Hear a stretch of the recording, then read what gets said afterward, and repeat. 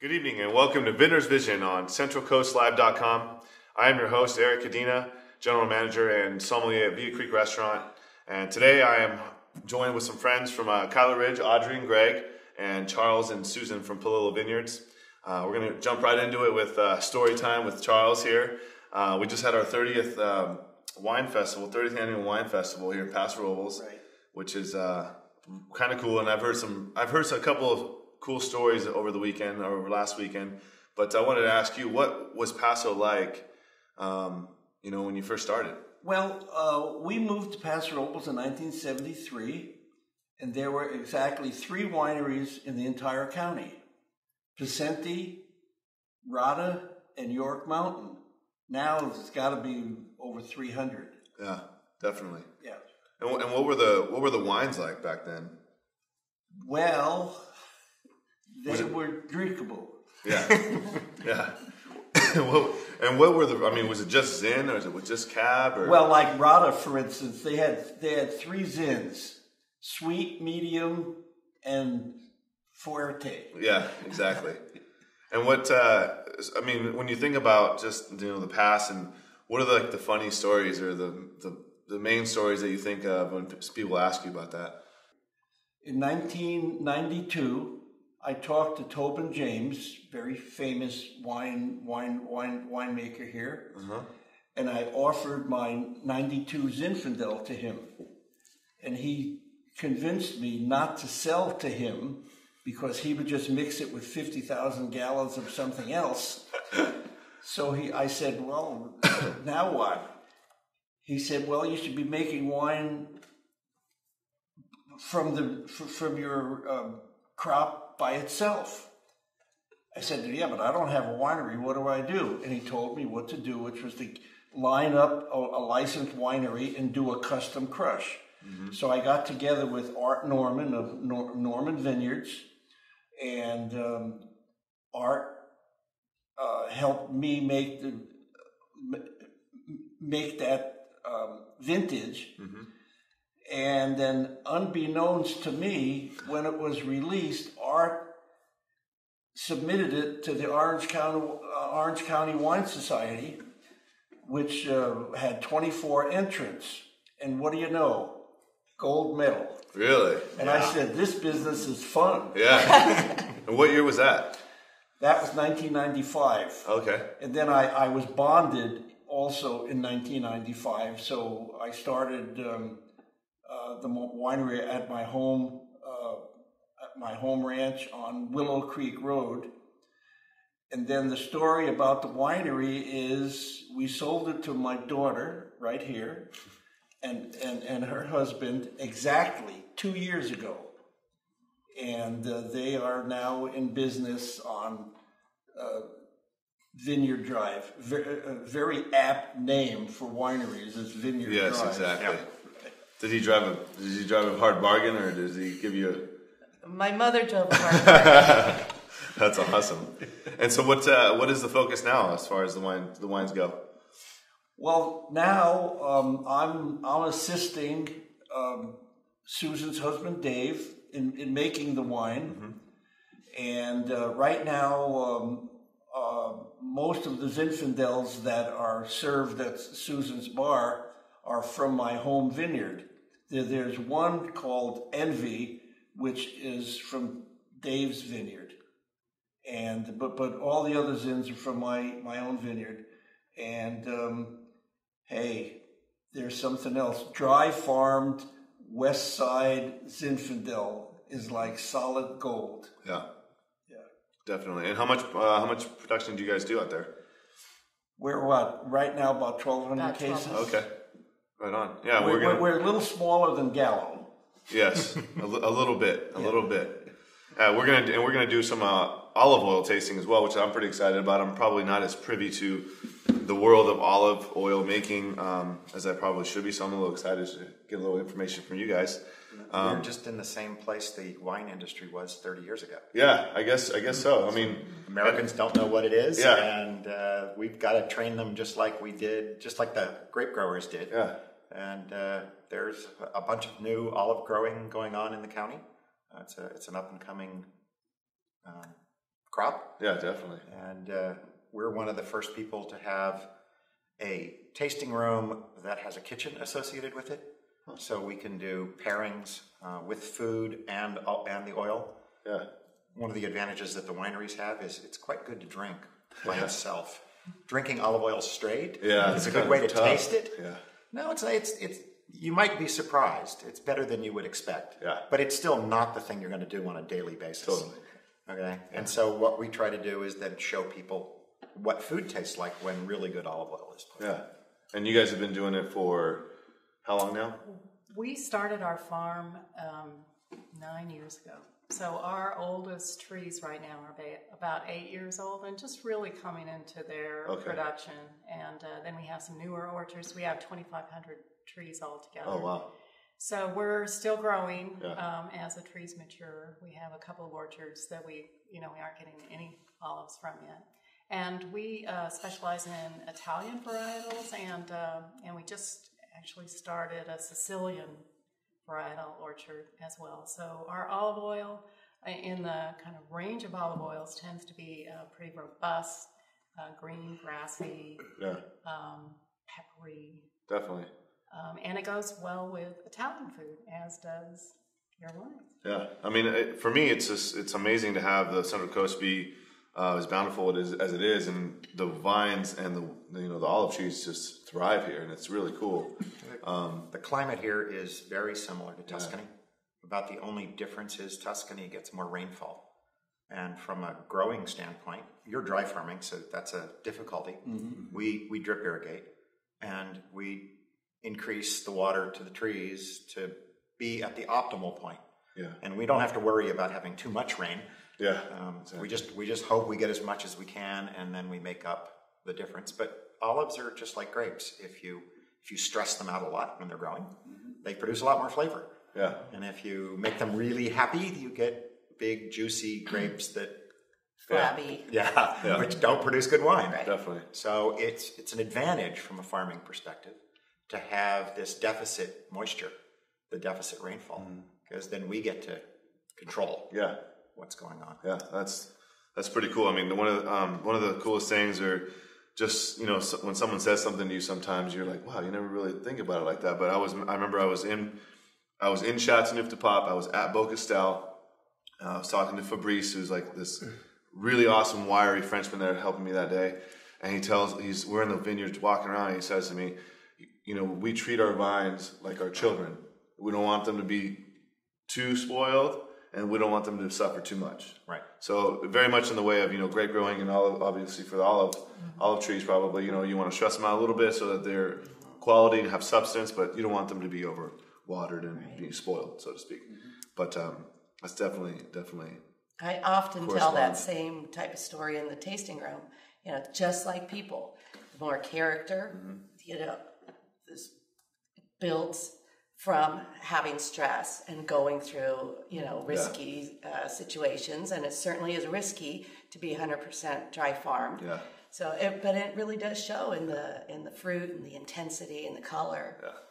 And Charles, as far as just like the last, 10 to 15 years, I mean, I know for me, I've been here in this area for a solid 10 years, and it's grown up so fast. Mm-hmm. The wines have really put the Paso region on the map, and people are really seeking us out now from afar, abroad.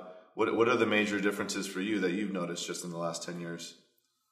I've noticed that it's really hard to find a bad wine in this area. No, and I'm not kidding. The winemaking has exploded in excellence. It really has. And there's a lot of reasons to it. People are getting smarter. The equipment is better. The winemakers, generally a winemaker is his second or third career. Mm-hmm. Like it's my third career. Yeah. I did some real work before that. And but we have suppliers that we're very fortunate here in Paso Robles. We have suppliers previous to this, we had to go up to Napa to get certain supplies, and the suppliers give us also very good advice. And it's just a matter of knowledge. The knowledge now is much superior than it was when I started. Yeah, definitely. Yeah, I can definitely see that. Yeah, I mean it's pretty cool. I mean, we were talking last weekend about just generally the wines that are made from here, and I was talking to some winemakers, and we were commenting on the fact that there's a lot of Napa people that come down here and grab grapes because technically they can use 15%. That's right. Of whatever grapes they want. But you very seldom see Paso Robles on their label. No, you're not going to see the Paso Robles label. That's right, on their labels, but that there's grape juice in it. Yeah. Which is it's not only a compliment, but it speaks volumes to what Paso does and what we're doing and what kind of the direction we're headed. So, alrighty, well, we're going to take a moment here and say goodbye to Charles. It was a pleasure having you. Thank you for your time. Well, it's great being here. Yeah, definitely. And sorry I have to blast away so soon, but definitely. Salud. Salud. Salud. Well, this is definitely my favorite part of the show here is the tasting. We're going to go through a little bit of pairings here with the mango salsa. It looks like avocado mango. Avocado mango salsa, a little jalapeno in it, a little bit spicy, which I think will go very well with the rosé. Yeah. It has olive oil in it, of Definitely. course. It's paired with our Tuscan olive oil as the base. Where is the olive farm? So it's on Kyler Canyon Road, which is, if it was a numbered street in Paso, it would be numbered 0. So it's one street south of First. And we're 1.1 miles up Kyler Canyon Road. On the left-hand side, up on top of the ridge, which is why we called it Kyler Ridge. So it's west side, hilly, some pretty steep hills. So our olive trees are planted on the hillside, some terracing. Yeah. Yeah, 24 to 27 degree planting.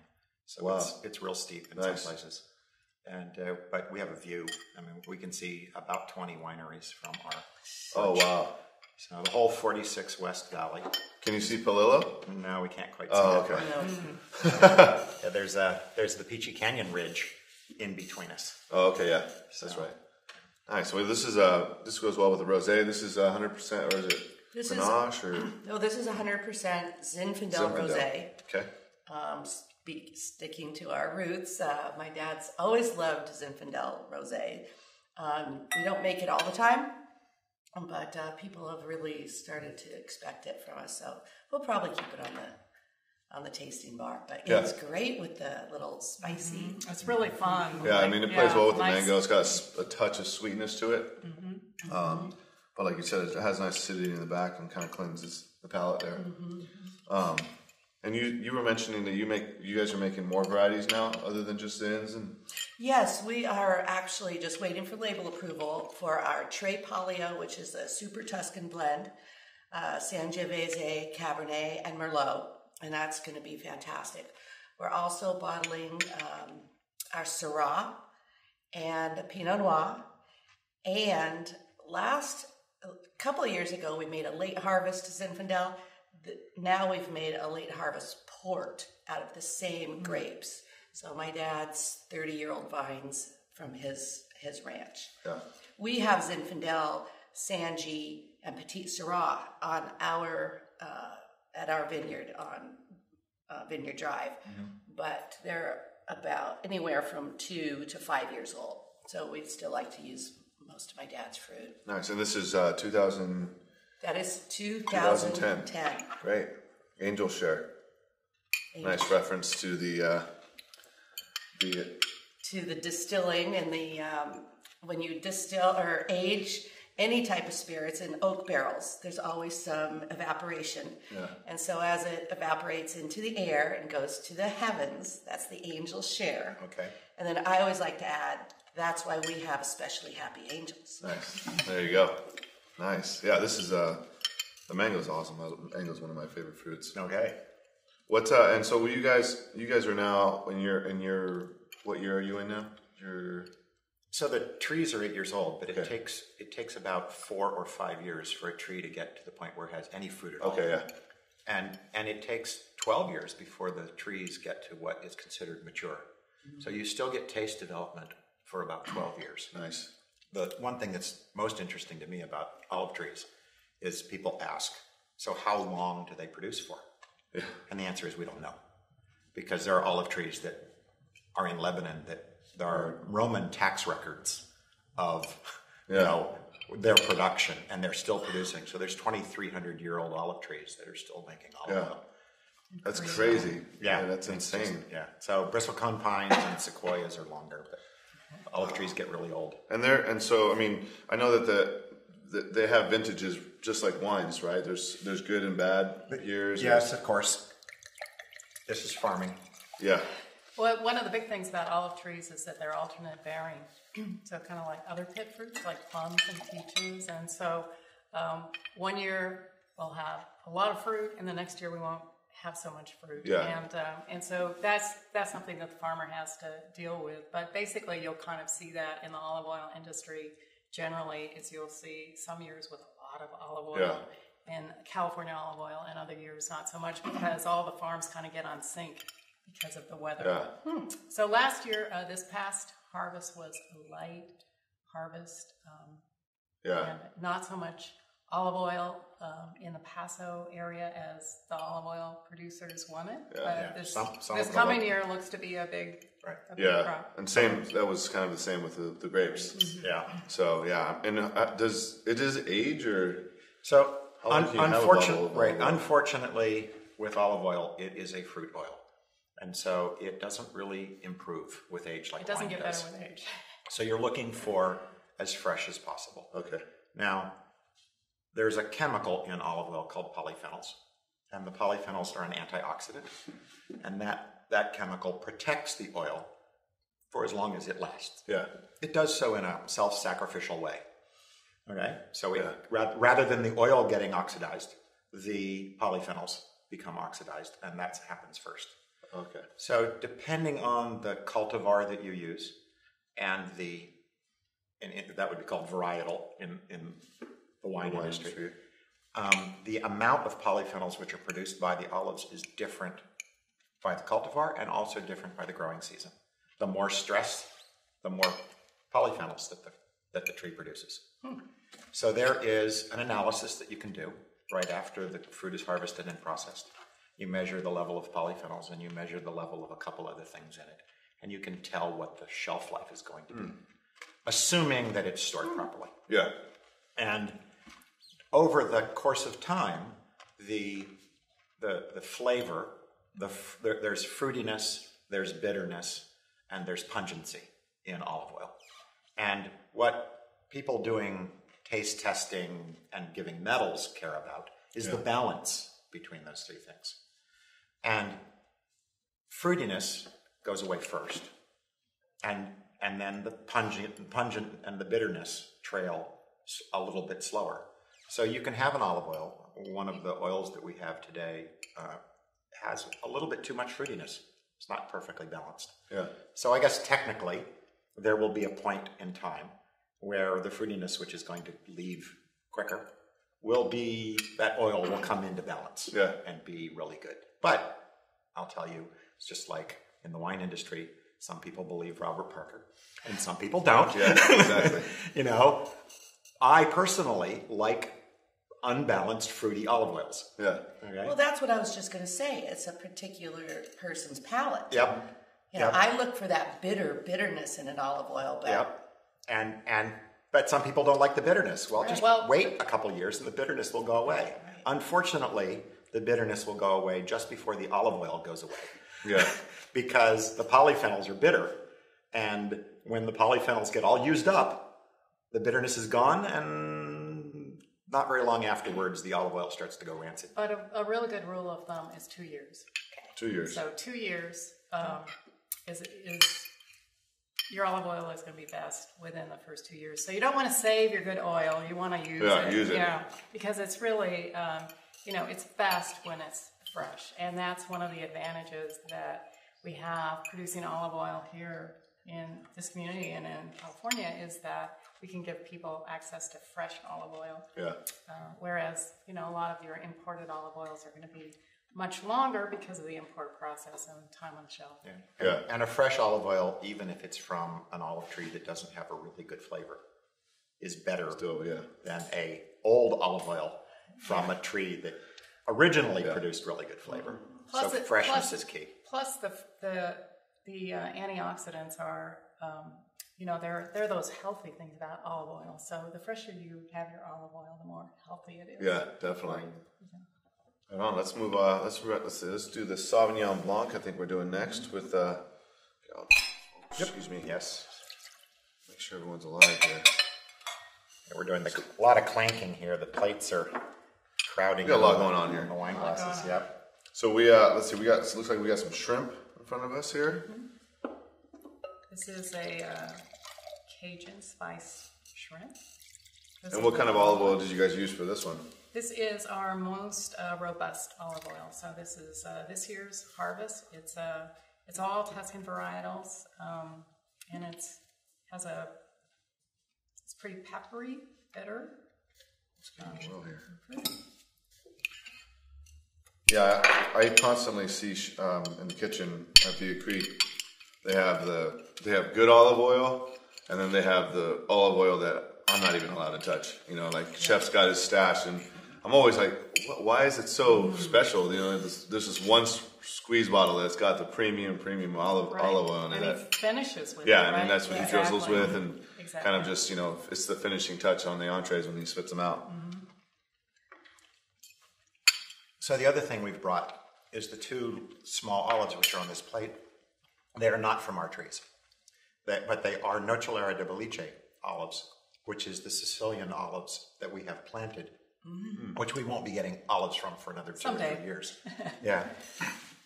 And that's an unusual olive tree in that it produces a really good table olive and a good olive oil. So that's pretty rare. You generally, like in the wine industry, you've got table grapes and you've got wine grapes. Well, there are a few that cross over. Well, this is one of the crossovers in the olive industry. And this is, as a table olive, is called a Castelvetrano. Castelvetrano? Castelvetrano. Huh. The shrimp is so good, you can definitely taste the olive oil. bitterness in that olive great. oil. Yeah. Love it. It's a nice touch to it. So what's as far as the other varieties what are the varieties that you're most excited about at the winery? Really super excited about the Super Tuscan. Yeah. That's going to be. We have to keep people from barrel tasting, or it's going to be gone. So we put a sign on it: no more barrel tasting, because it is so excellent, smooth and big, and just wonderful. And then we're really excited about the Pinot Noir.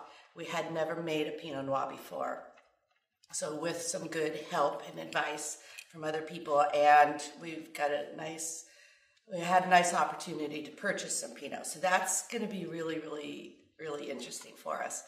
And then our Syrah, we've always wanted to make a Syrah, but my dad is very particular about the grapes that he sources. The grapes that we grow are one thing, and then we had an opportunity to find some really nice Syrah. So we're very excited about that. And of course, the Zin port is going to be fantastic.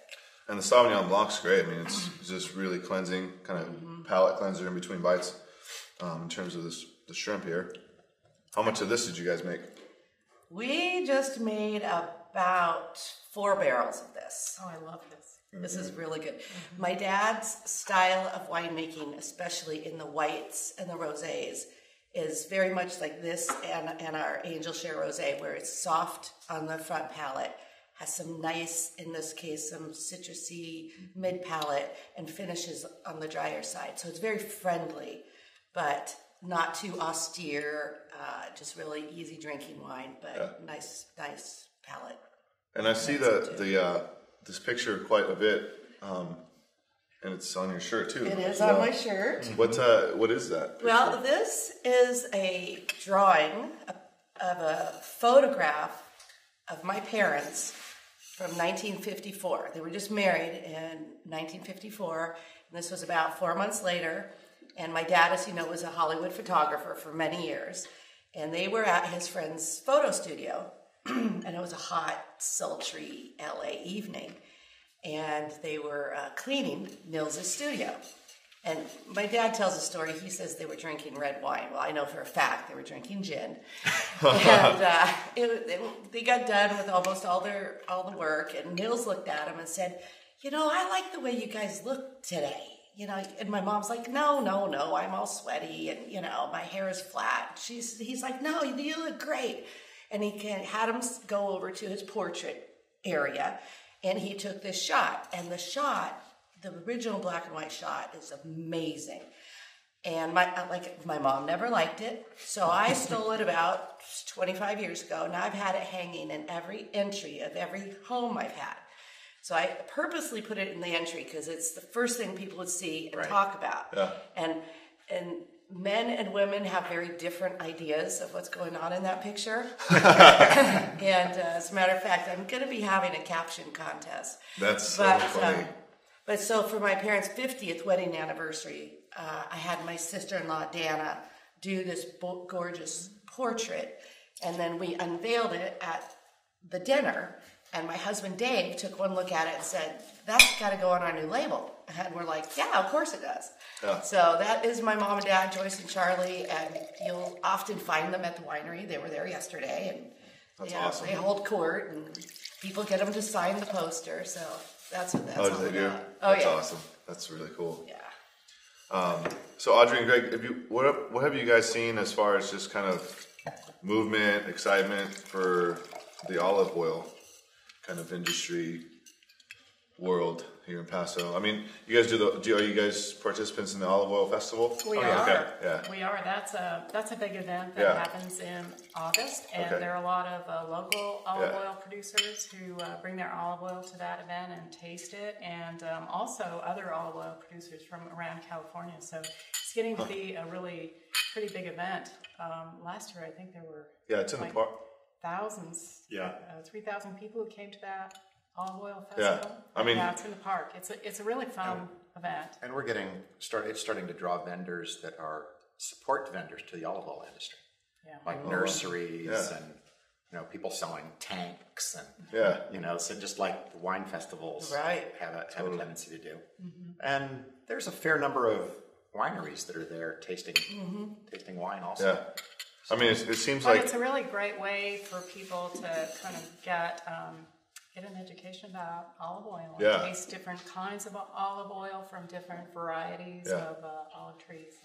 Yeah, I mean, it seems like it's kind of, if you're doing that now, you're kind of in the catbird seat in terms of you see kind of how the whole wine world's come in the last 30 years, but you guys are kind of you're here. That's so we have Facebook, Twitter, it's so modern now. I mean, you guys have all of these tools to move forward with. Is that pretty exciting, or is that daunting, or is it? Well, I'm a geek. Yeah. I mean, I didn't start as an olive oil farmer. Yeah. So I started as a computer science, electrical engineer, designing technical stuff. Yeah. And now I'm an olive oil farmer. Totally. But you come up to the Frantoio. By the way, Frantoio is the same word as winery, just olives instead of wine. Frantoio. Yep. There's no English word for it, so we've stolen these Italian words. Yeah. As you might expect, the Italians have a word for that. Frantoio. Yeah. Exactly. And so if you come up to the Frantoio, you can find little black boxes scattered all over the place that have Arduino microprocessors in them. And most people know about the open source software community where you can go get source code and compile it and do whatever you want with it. There's also an open source hardware side of the world, and you can buy designs of computer hardware and incorporate it into your stuff. And so I've scattered them all over the place. I have one that opens and closes the gate. Yeah. At 9 o'clock every morning when we open, I don't have to worry about an employee remembering to throw the switch. Yeah. A little computer does it for us. And we have the building that we built is built out of straw bale. And cool. So that's a really well insulated, and then it has concrete on the sides. So we have no air conditioning in the building, yet it stays at 62 degrees inside the building all the time. Wow, that's awesome. And the only thing we use is there's another one of those little microprocessor things. Nice job. And it knows the outside temperature, and it knows the inside temperature, and there's one fan. and it can turn that fan on or off. And so if the inside building temperature is slightly lower than 62 degrees, it waits until the middle of the day when the outside temperature is warm and it sucks some hot air in. And if the inside temperature is a little bit above 62 degrees, it waits till the middle of night and it sucks some cold air in. And one of the nice things in Paso is we get giant temperature swings. Huge. And so there's always a point sometime during the day where it can correct the building temperature. And so our power bill for all of the stuff, we have more solar panels supplying power than we use. So we have a negative power bill every year. And our negative power bill is slightly larger than our gas bill that we use to heat our water with. So, right. Well played. So, yeah. Nice job, so man. we get a That's check awesome. from PG&E. Yeah. They cash that check and we send the money to Southern California Gas Company, and we're zero Wow. at the end. That's crazy. So, Well, I think one of the similarities between the olive oil producers and the wine producers 30 years ago is that really people have to understand the product by tasting it.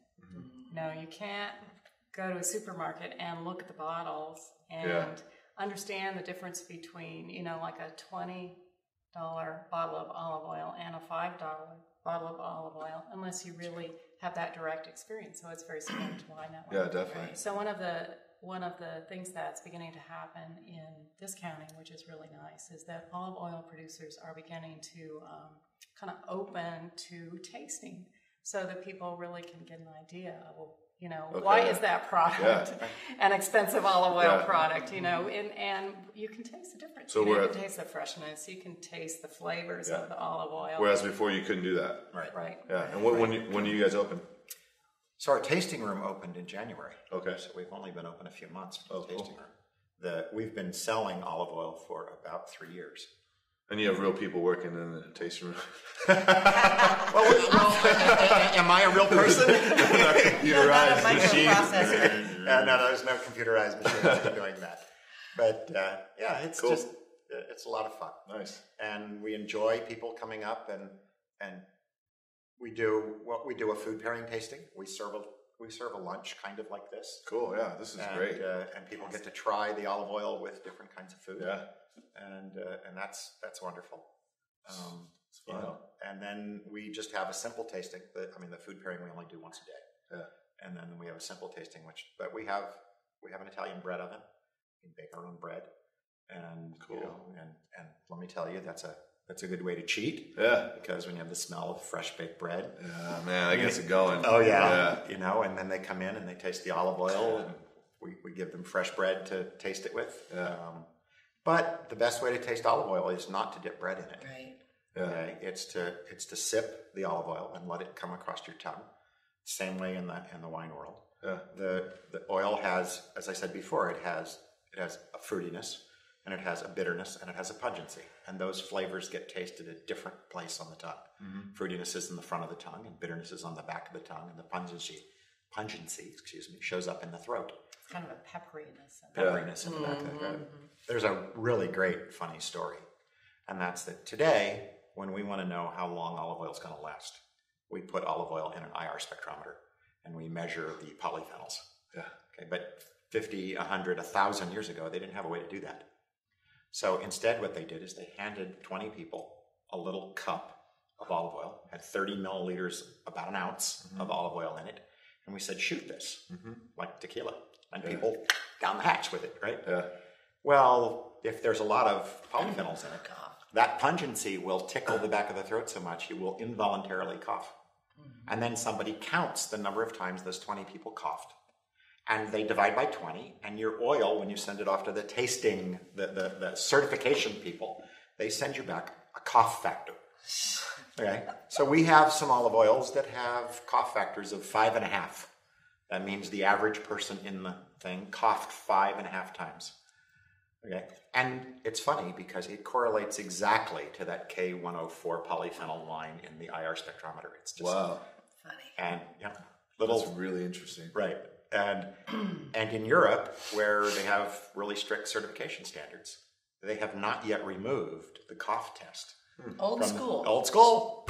Nope, we don't believe those spectrometers. Yeah, yet. yeah. Okay. Yeah. You know, it'll be a century of direct correlation before Europe says, oh, we don't need the cough thing anymore. But that means when we send our oils off to get certified, we get a cough factor back.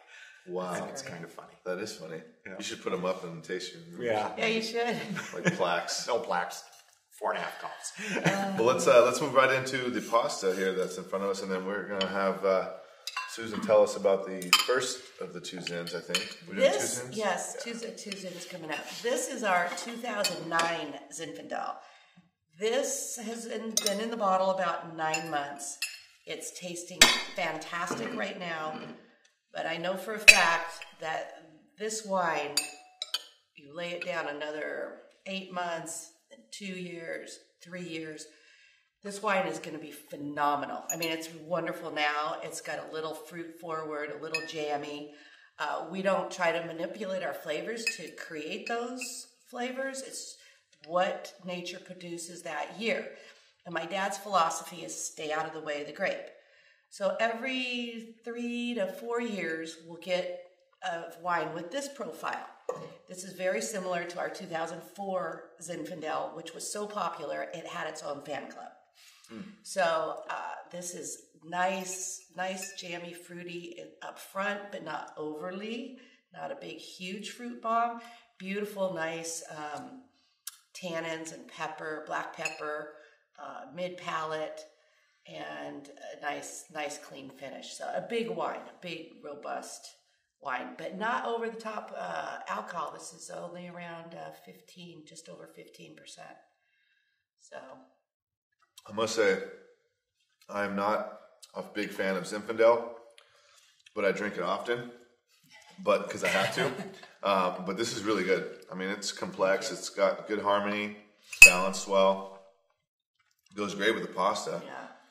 We got some. We have a pasta with pesto. So this is olive oil, basil, garlic.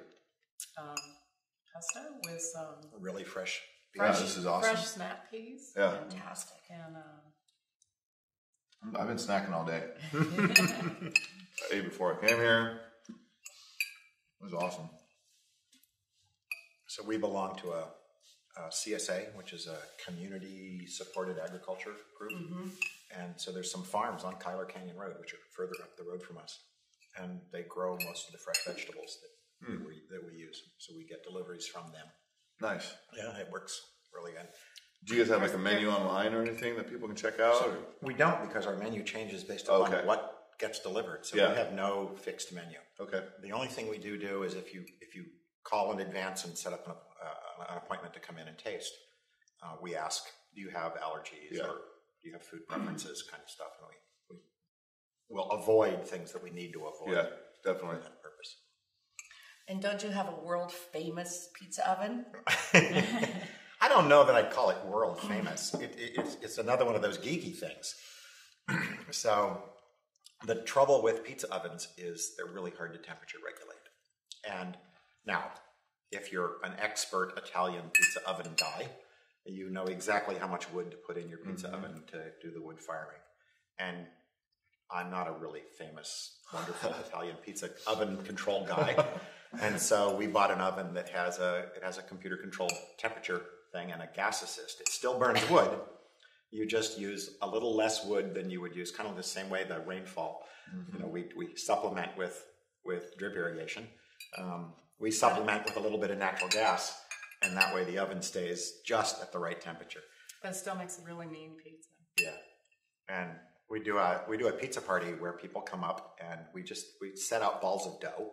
That's cool. And we set out ingredients, and it's up to you to stretch your dough. Oh, it's hilarious! You should. I love film it. Because people like, I tore my dough. Film this. You know, Film this. It's like, and then they finally, you know, they squeeze the dough back together and they repair all the holes and they get it all built, and then they put their ingredients on it. When the oven's going at full tilt, it'll cook a pizza between 90 seconds and 2 minutes.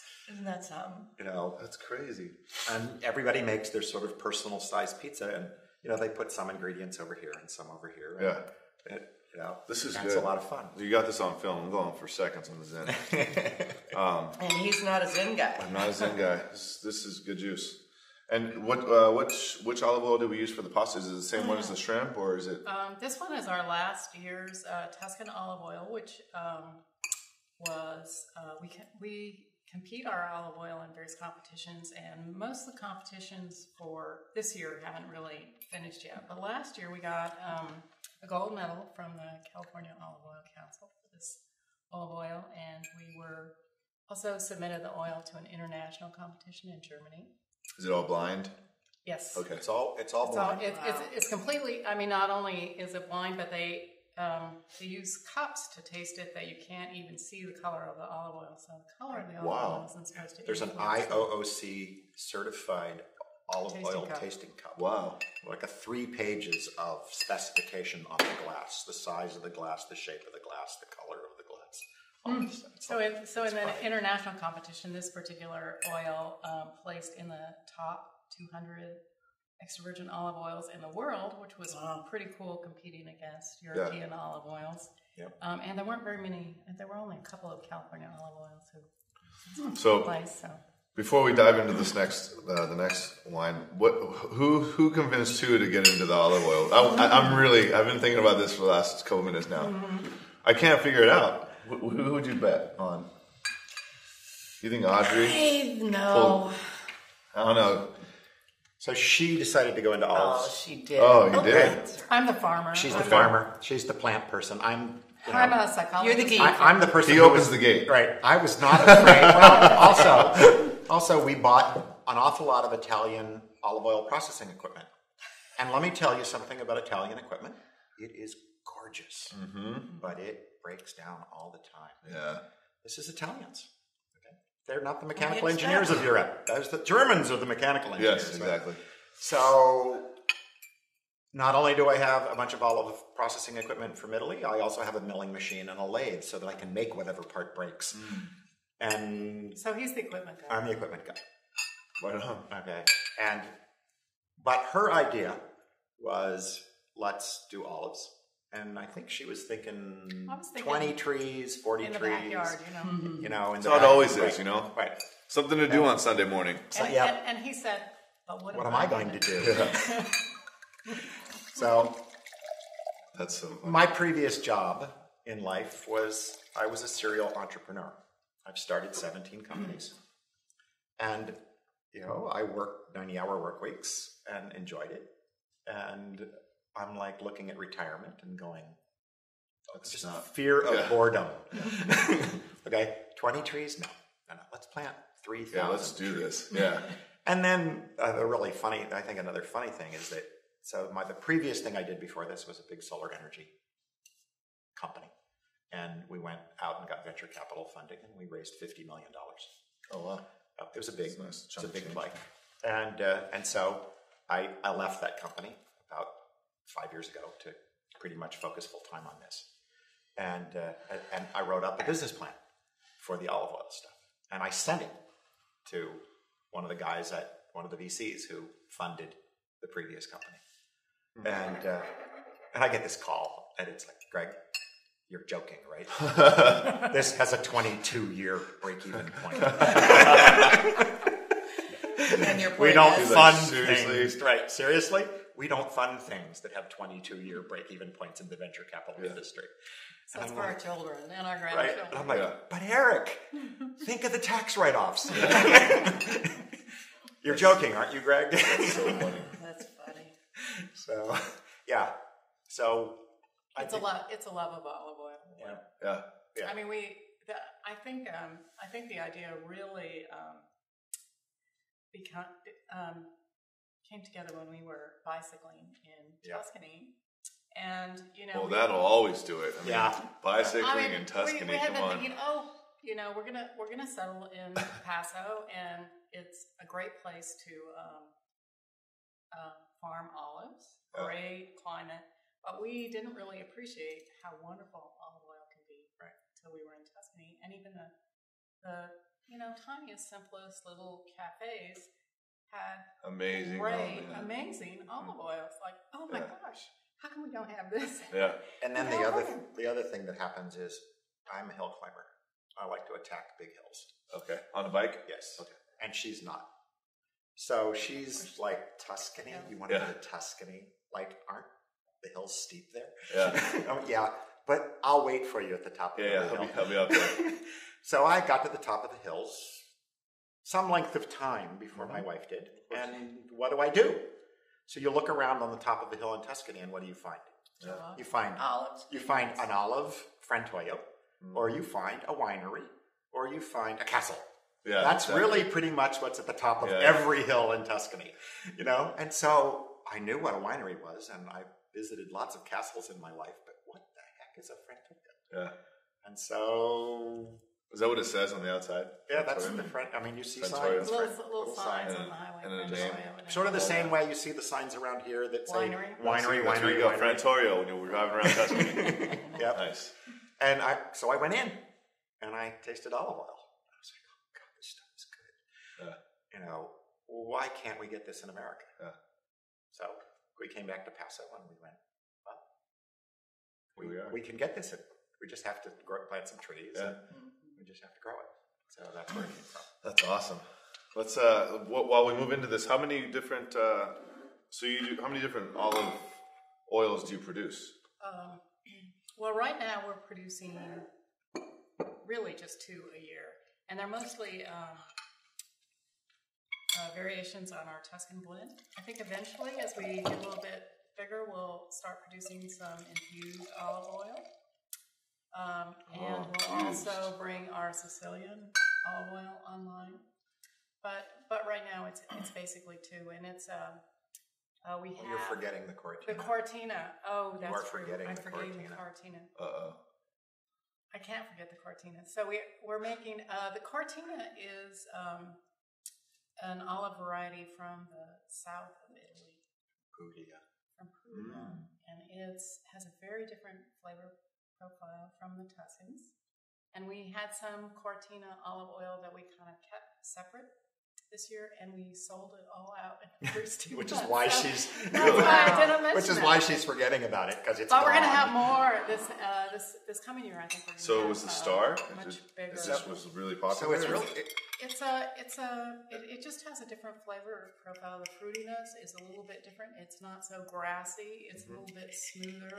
It's not very bitter, but it has Giant a really pungency. giant peppery kick to it. You don't win awards with the people who want balance with Cortina oil, but people who like habanero chili peppers.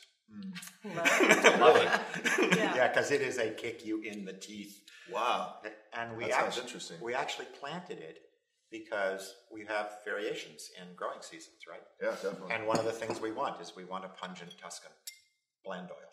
So we planted Cortinas To to be go able into our to Tuscan. blend into the Tuscan on years when the Tuscan wasn't peppery enough. Well, we had a year where the Tuscan was peppery enough, so we bottled the Cortina separately. And we went, who's And it going to was- want this? Everybody. Everyone. Everyone. It was just like... Oh, so it was reverse. You guys didn't think Right. it was going to be Right, popular, and right. it just flew off the shelf. So now we're gonna plant more Cortina. Now we have customers who are asking for, Right. they want to put futures. We've sold Look at that. futures in the Cortina. Well, because people come up and they're like, well, we had one bottle of your Cortina, it was incredible. Can we get another bottle? And we're like, well, we're sold out. We won't have any more till January. Can I buy it now? Wow, that's And awesome. I'm like, okay. It's like, Well, that's good for you guys. That's That's solid. great. Yeah, That's solid. That's a great problem. that's a great problem. That's a great problem. What's so let's talk a little bit about the last one here, the 07 now. We went Yes. from 09 to 07s then. Right. The 2007 Zinfandel, also from my dad's older vines. It's a very different wine than the 09, as you'll see. And that's, nature and my dad staying out of the way. This wine is very complex, very layered, more of an elegant style, very, very, very good food wine. When I'm in the tasting room, I call the 09, I call it happy hour, and I call the 07 dinner, because this is just such a great wine to pair with, meat, steak, lamb. This is a big wine. This is a 17% alcohol.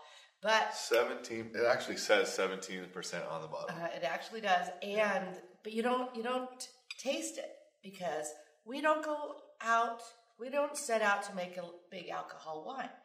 We want to pick the grapes when they're at their absolute ripest. So for us, we pick at about anywhere between 24 and 26 bricks. So when the fruit is so good and so intense, you don't taste the alcohol. So this wine is just a really beautiful, complex wine, very elegant, a little bit more European in style, very balanced. Doesn't just hit you in the head like kind of like the 2009 hits you in the head a little bit more. But yeah, great, beautiful wine. One of our, of course, biggest sellers. How long do you keep it in barrel? We keep our wine in barrel at a minimum of 36 months, 30 to 36 months. Although we do have some 2006 that my dad inadvertently forgot about.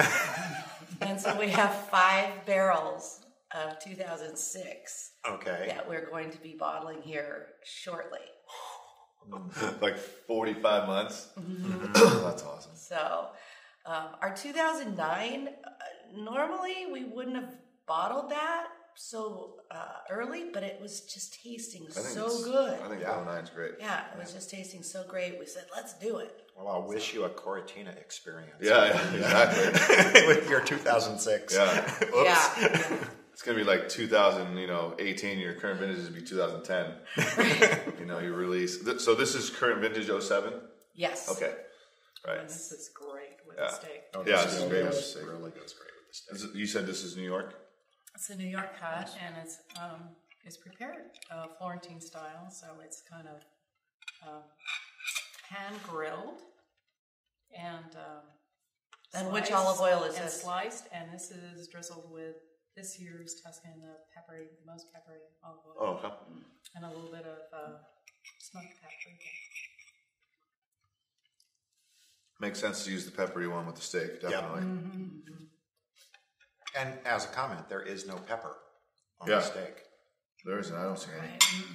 That is amazing. There's salt, garlic, and a little bit of paprika, smoked paprika, but no pepper. Yeah, You don't need it with the olive oil. that's interesting. And then the salad that we're serving on the side of it has our late harvest olive oil, which is our most mild kind of buttery olive oil with some aged balsamic vinegar. So it's kind of a sweet vinegar that balances the Nice. Now, do you guys get like hardcore olive oil, like connoisseur? Occasionally. Like, I know all about olive oils, and they ask you just a ridiculous amount of questions, or is that even come around yet? Oh yeah, that's seriously come around. Yeah. Yeah, I mean, So- I think people are really getting educated about olive oil, and that's in part why they find us. It's like, oh, I heard about olive oil. I want to know about olive oil. But there are some people who are very, who know a lot about olive oil and have tasted olive oil. What are people's main concern, or like not concern, but what are the most inquiries are about what as far as olive oil goes? In the tasting room, or just in general, that you've noticed or seen, or that even you guys have? I think the biggest set of questions revolve around there's a study that was done about a year and a half ago by UC Davis. So I do not understand why, but I wish to thank the Mondavi Foundation tremendously for this. As far as I know, Mondavi's not into olive oil, but they donated $20 million to UC Davis to create an olive oil center. And they built a building and funded a bunch of professors. And so we now have a world-class olive oil research center. Makes in sense. UC Davis. And so they went out and bought a gas chromatograph and an IR spectrometer and got a bunch of students interested. And students had to have research projects. So they went off and said, let's go buy olive oil from different markets. And they went to LA and San Francisco and Sacramento, and they bought olive oils from all sorts of different supermarkets, Mainly. Whole Foods, those and those kind of places. And every bottle they bought said extra virgin olive oil on the bottle. And then they took it back and they tested it to the extra virgin olive oil standards. 30% of the olive oil that they tested had oil in the bottle that was not originally from olives. I heard Wasn't even olive oil. It's contaminated. Contaminated with palm Seed oil oil. and in a few cases, Wow, I didn't really know that. bad, contaminated with peanut oil. Wow. Okay, so you're buying a bottle of olive oil in the supermarket and you have a kid with a peanut allergy. Yeah. This done. is anaphylactic reaction, EpiPen off to the hospital kind of time. Wow. So that's sorry. a bad thing. But that's 30% of what they tested, not with peanut oil. The peanut oil was very, very, very, very small. But then 30% more of what they tested had oil in it that was never extra virgin, even when it was bottled. When we make oil, we take olives from the trees and we crush them, and then we extract the oil. Mm-hmm. I mean, it was an extra virgin even before they were married. Yeah. Right. Yep. That is correct. Wow. And so we have a waste product that comes out of our mill, and that waste product still has about half of the olive oil that the tree made in it. And then the next guy takes that waste stream and he heats it up, he cooks it, and he gets about half of what's left. And then the third guy, and that produces plain olive oil, or just olive oil. So there's virgin and then there's plain. And then the third guy takes his waste stream, and the reason the oil is still there is it has become homogenized with water in the process that we ran it through. And they run it into a fracking tower, just like at an oil refinery for petroleum. And they break it at different points. In order to get the homogenization bond to break, they add a solvent to it, benzene as an example. And that solvent breaks the homogenization bond, and then they frack the benzene or whatever solvent they used out in the fracking process. But fracking is not perfect. A little tiny percent of whatever solvent they used ends up in the refined or pumice olive oil. And in Europe, that's not considered food grade. Yeah. But in the United States, there's no laws against that. So the UC Davis study found olive oils in the second 30%. Extra virgin, labeled extra. Labeled extra virgin, but had trace elements from either the cooking process or from the fracking process. Wow. In the oils. Which is way down the line. Right. So then another 30% of what they tested was extra virgin. It didn't have any of the cooked components in the oil. It didn't have any of the fracked components in the oil.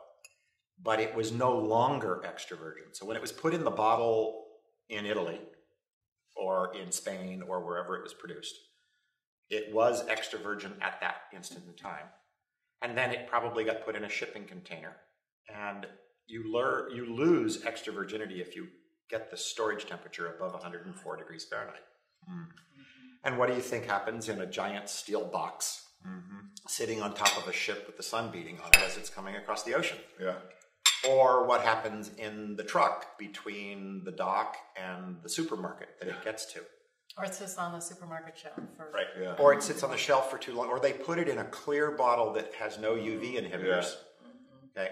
We use a clear bottle with our oil. The bottles are clear, so you can see the color of the oil, but the bottle contains UV inhibitors to prevent the ultraviolet radiation from destroying the oil. That costs more money.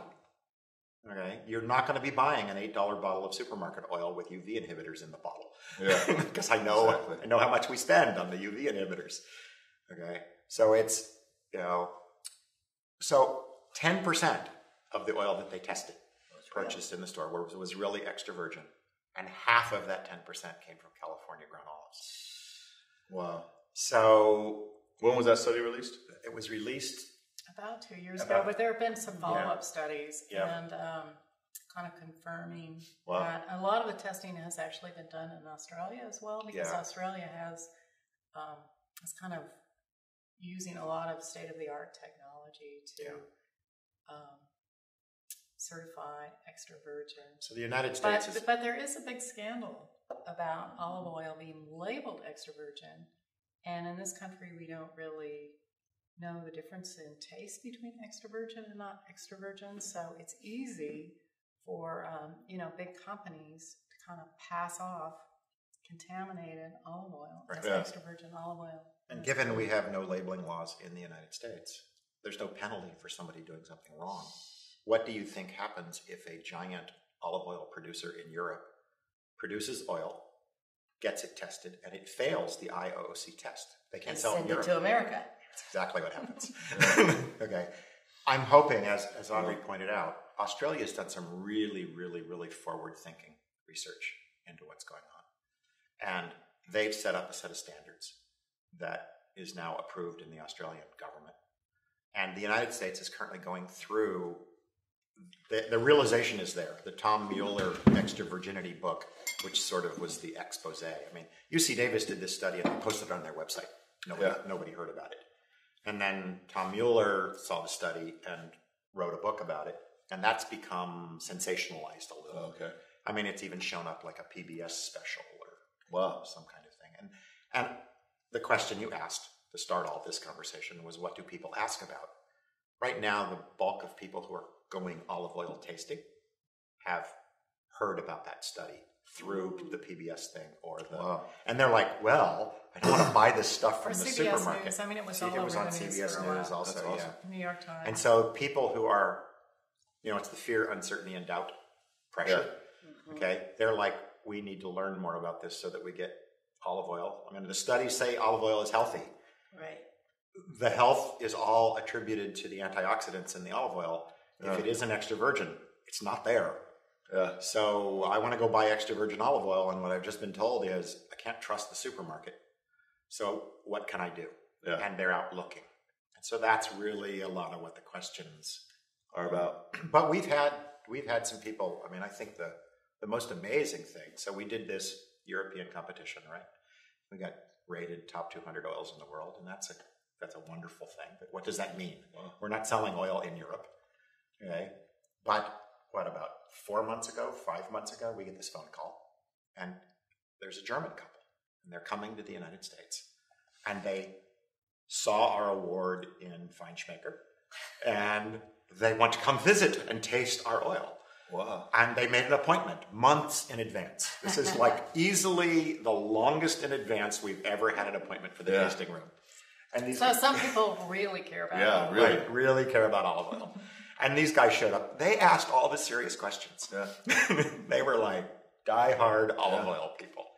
Well, that's certainly Very probably, thick German accents. Yeah, that's probably where this is all going to be heading. I mean, that's probably. I mean, obviously it's worth it to go seek Kyler Ridge out to have olive oil. I mean, because you don't want to buy supermarket olive oil that's not even real. I hope that the United States will accept the Australian standards, and then olive oil in the supermarkets will come up in quality. Yeah, That's definitely. nothing. I mean, yes, it gives us maybe an advantage right now, but I'd really rather see the olive oil world. Yeah. Or at least it will Get be cleaned up. labeled properly. Right. Take a step in the right direction. Yeah. Well, it's cool having you guys. I appreciate it. Yeah, this has been very informative for me, anyways. Good. I want to thank your dad as well, Charles. Yeah, he's the character, I'll tell you. Yeah, I'm And- sorry he didn't get to stay for the food. I know, he would have loved it. But I do also want to just let you know that we are open every day out Okay. at Palillo Vineyards. We have food every day, really nice handmade Okay, yeah, I food. didn't know that. And we have music at least about 4 afternoons a week. My husband has plays his guitar and banjo. We came the wrong day. You Yeah. did. Often there are other musicians sitting in. Last Saturday we had 8 guitarists playing. It was just amazing. And we have a little guest house. We have plays. We have 2 plays coming up. Yeah. So go on our Facebook and Definitely. check us out. And it's a lot of fun. Nice big sunny patio to hang out on. Yeah, definitely. Yeah, it's a beautiful place. Yeah. Well, cheers, guys. I appreciate it. Salud, salud. Except I drank all mine. Oh, you better fill that up again. I know. Yeah. That Check us out on Facebook and Twitter. And tune in next Sunday. We're going to have Cass Winery and some friends here.